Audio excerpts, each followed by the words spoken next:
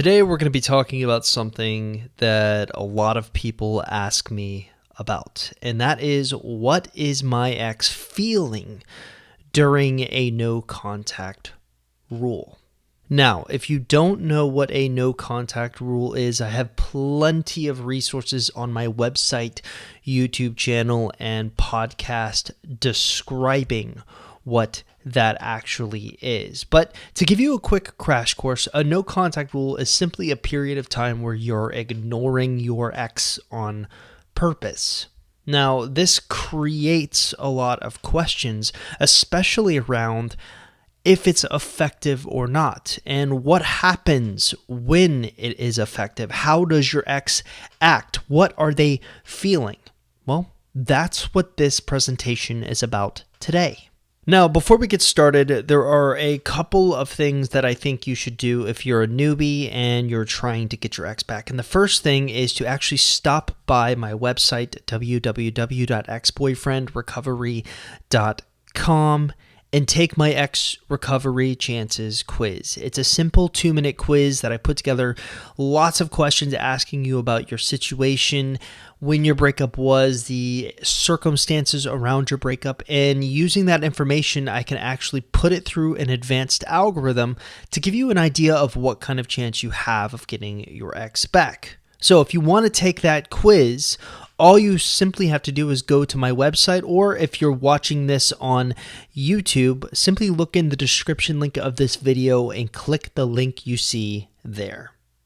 All right, let's get started and talk about what your ex is feeling during a no contact rule.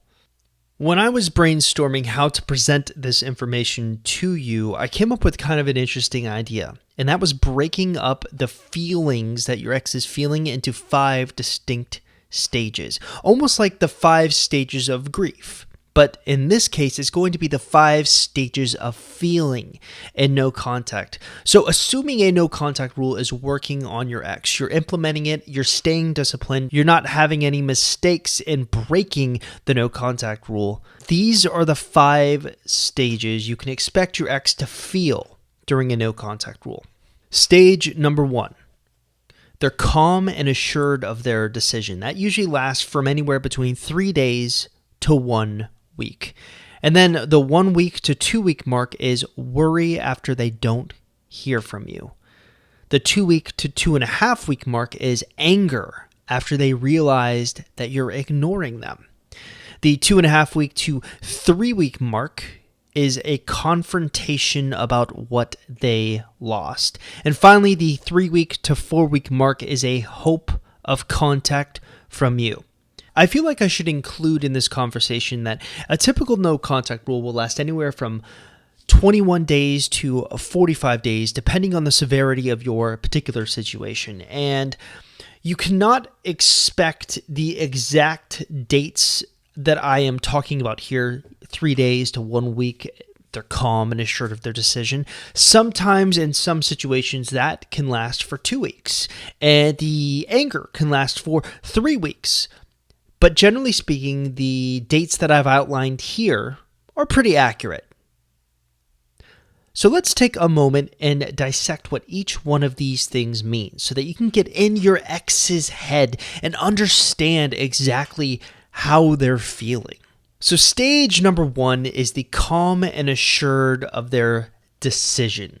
This one is pretty simple. They feel very calm and as if they made the correct decision to leave the relationship. Like I said, this will typically last from anywhere between 3 days to a week. So when you're doing a no contact rule for the first 3 days to 7 days, they're feeling kind of good about themselves. Well, it's important to keep in mind that really they haven't confronted their feelings just yet. They're still in that honeymoon period of, wow, I don't have a relationship to prevent me from doing this. It's kind of an exciting time. Now, usually during this stage, you're not going to hear from them, right? But if you do hear from them, and that does happen sometimes, you usually get basic messages like, hey, or what's up through texting. Now, where things really heat up is with stage 2. Stage 2 is worry after they don't hear from you. Relationships are often defined by their patterns, especially when it comes to communication. Often, when we are locked into a relationship with someone, we get into certain communication patterns with that person. For most pretty strong relationships, that's usually you will text every day. Well, when that pattern gets interrupted with a no contact rule, you can start to notice worry. Especially after your ex is thinking, oh yes, he or she will break. For sure, they're going to contact me first. So in this stage, they begin to worry after a week potentially has gone by and they haven't heard from you. That's when you'll start to notice an uptick in checking social media accounts. You'll start to notice, quote unquote, they are stalking your Facebook profile. And you may start to see them begin reaching out to you in this stage. And this is usually rare, but does happen, especially if you are on your social media game. They can worry that you've met someone else. Now, stage 3 really ratchets up the tension another level. Stage 3 is all about anger. They are angry when they realize that you are ignoring them. By this point, it's been usually about 2 weeks into the no contact rule. They maybe have reached out to you a few times. You have ignored their attempts to reach out to you, or they're simply angry that you're not reaching out to them first. This is a very common breakup behavior. So there are a couple of things that you may see them do in this particular stage. Obviously, they're going to grow angry, and that anger can create 2 different outcomes. Outcome number 1 is they may just completely ignore you. Some people, when they get angry, are passive aggressive. They like to ignore you. The other approach, or the other thing that you may see start to happen, is they will start to text you. And the texts will not be nice. You're going to receive maybe a few angry texts, something like, oh, you're ignoring me now. Or, you know what, I'm glad I broke up with you. Things of this nature are simply a reaction to stage 3. They're angry. They're angry that they're being ignored. Things aren't going the way that they thought they would. And they're lashing out at the only person that it makes sense to lash out to, and that would be you, the source of their frustration and pain. Now, stage 4 is where things start to take a turn for the better. That is a confrontation about what they lost. In stage 1, I talked about the fact that even though they're calm and assured of their decision, they really haven't confronted their feelings just yet. Well, stage 4 is that confrontation. They're starting to realize maybe they've lost you forever.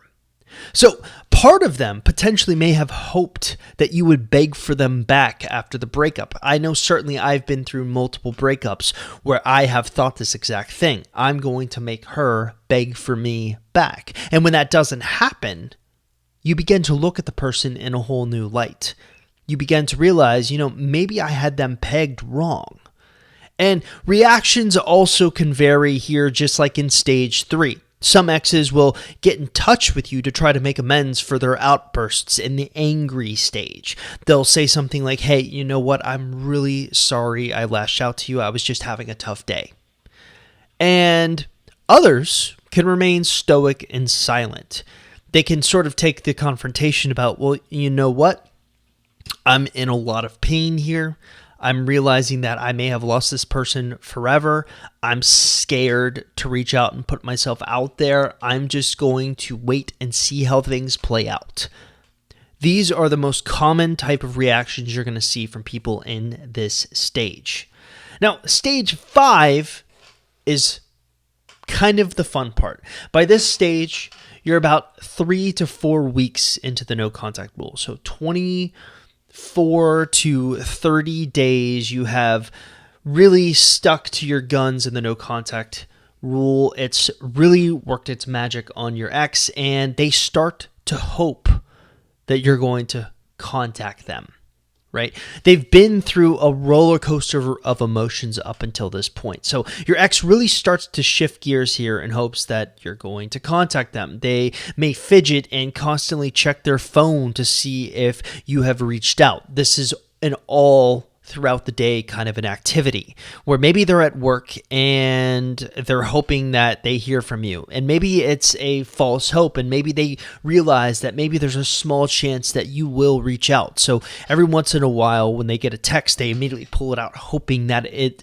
is from you. They check and see it's not from you, and they get angry and upset because they realize they want you to be the one that's texting them.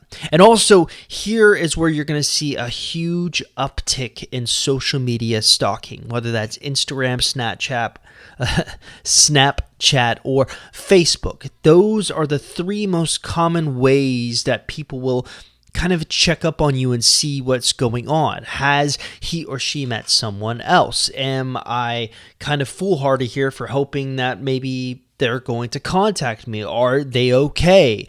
How are they living life without me? These are all questions that they're wondering in their head, and the way to get those answers without directly asking you is to go through social media. Also, you're going to hear or see another uptick in hoping that you're going to respond to their text messages. So you may start to see a flood of text messages coming in towards the end of the no contact rule as well. And those are the 5 stages that are most common with how your ex is going to feel after a breakup.